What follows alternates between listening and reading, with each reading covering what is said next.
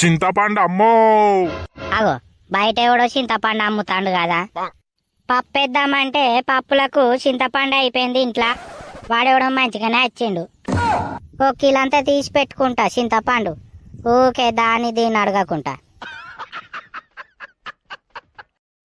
చింతపండు చింతపండు కావాలో కిలంతా ఎట్లిస్తాను? కింద వాండు 5 రూపాయలు, మీద వాండు 10 రూపాయలు. ఏంద్రా ఓ బాడుకో, ఏంద్రా ఏమంటున్నావు? ఏందవ్వా ఏమో తిడతానో ఏమన్నా నేను? ఏంద్రా ఏమనలేదా నువ్వు? ఇవరిదాకా ఏమన్నావు? ఆగో నేనేమన్నావా? కింద వాండు 5 రూపాయలు, మీద వాండు 10 రూపాయలు అని చెప్పిన.